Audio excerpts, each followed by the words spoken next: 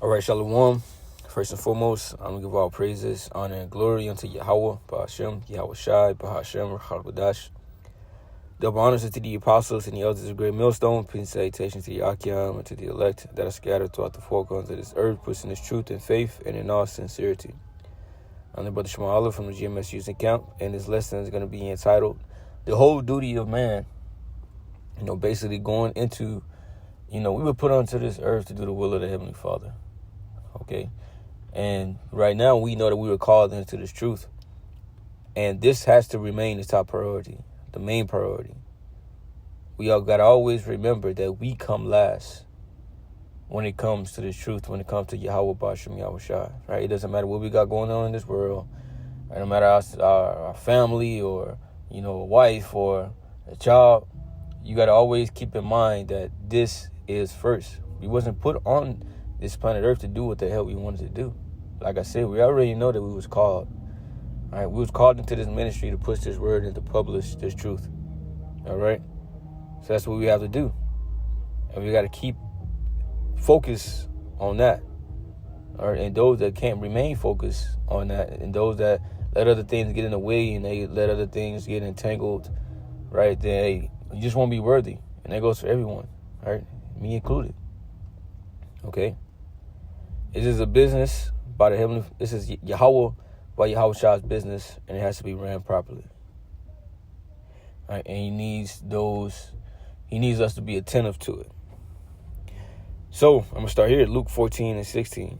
Then said he unto him, a certain man made a great supper and bade many, and his truth is likened unto a supper, right, or like a wedding feast. Okay. So when we were teaching, okay, that's basically how we are baiting people or calling people, to come into this. Okay? Because the word is the word is what you're supposed to eat. The Mosai told Ezekiel to eat the whole roll. Okay? So spiritually, you're supposed to eat this and digest it. So this is a supper. It says, and the man is Yahushua. Okay? It says, and sent his servant at supper time to say to them that were bidden, come, for all things. Let me make sure. Put that on do not disturb. All right. All things are now ready. And they all with one consent began to make excuse. The first said unto him, I have bought a piece of ground, and I must needs go and see it. I pray thee have me excuse. All right. So this man bought a piece of land, and he thought this was more important, than what Yahweh Shai had going on. All right, he needed to get to this, so he didn't see the importance of what Yahweh Shai was asking. All right, he didn't see the importance of the ministry of this truth. All right, he made light of it. Okay, because his mind was so caught on to his own things and his own materials and things that he had going on in this world. It says, and another said, I have bought 5. And we actually had a dude that said that before. I forgot what camp he was in, but he said that he bought a piece of land, and that's something that we wouldn't know about. Or something like that. Whatever. Fuck them. But this is verse 19. It says, and another said, I have bought 5 yoke of oxen, and I go to prove them. I pray thee have me excused. All right, so this is another dude that had his mind, on some of his other possessions. And another said, I have married a wife, and therefore I cannot come. So his mind was so into his woman. And you have dudes that will come around like this.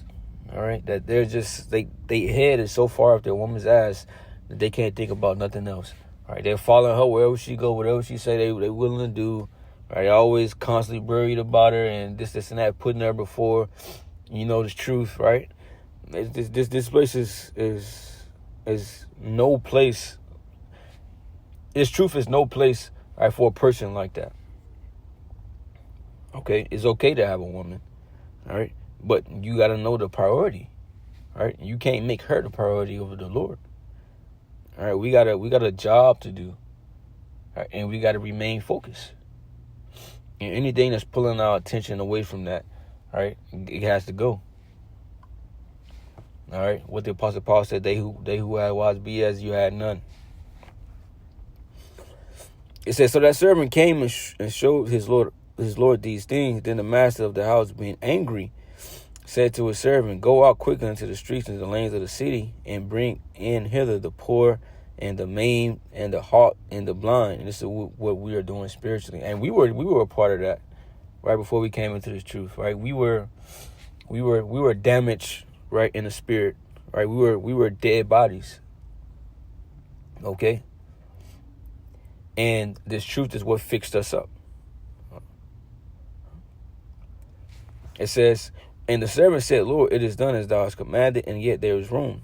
And the Lord said unto the servant, go into the highways and hedges and compel them to come in, that my house may be filled. And this is what is happening, like with this truth, right? Like I said, we're going on the streets, right, in the busiest places in our city, and we are teaching, to bring the elect in, right? We are fishing for the elect. We're not fishing for the whole house of Israel. We're not fishing for everybody or all nations. No, this is only for the Israelites, but it's going to be for the elect out of the Israelites. For I say unto you that none of those men which were bidden shall taste of my supper. So none of the people that were bidden or called into this thing and made excuses and had other things to do, they're not going to taste of the supper, right? And ultimately, it's going to be the kingdom of heaven, right? That they won't be able to enjoy. They're going to come, and have to be born back into the, the kingdom. But the first go round, or after this place gets destroyed, and when the Israelites, the elected Israelites, get, saved straight, they go straight into the chariots and straight into the kingdom, they won't take part of that. All right. But it says, and there went great multitudes with him, and he turned and said unto them, if any man come to me and hate not his father, his mother, and wife, and children, and brethren, and sisters, yea, in his own life also, he cannot be my disciple. So hate means you don't put them before the Lord. You know what your priority is. You know how serious this truth is. Okay?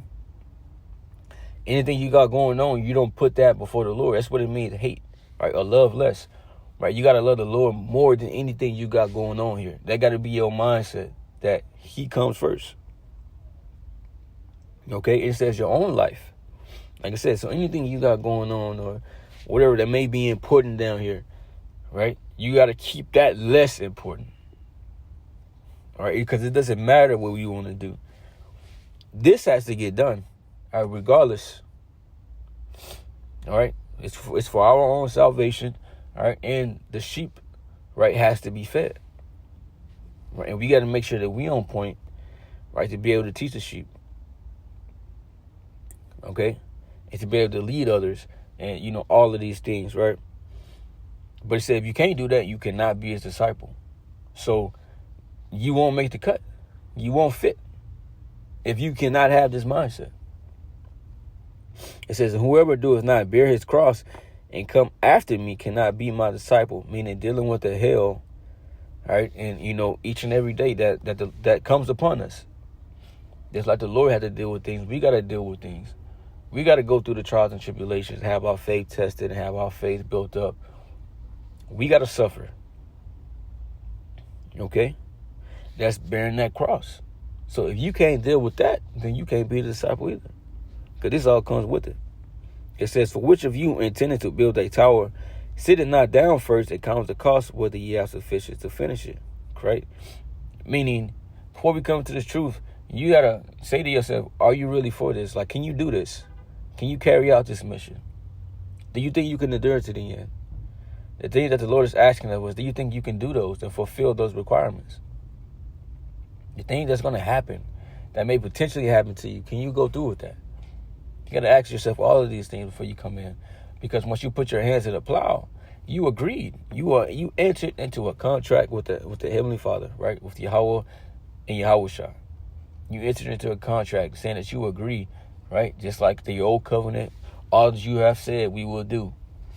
Right? We have entered into a type of covenant with the Lord. And we got to fulfill that.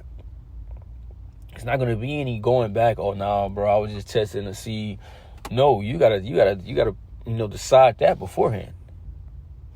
It says, less happily, after he had laid the foundation and not able to finish it, all that behold it began to mock him, saying, this man began to build and was not able to finish. Right? You fall out of this truth, right? Because the house of David is being built, right? And we are all individual building blocks of the elect, right? So we're all building.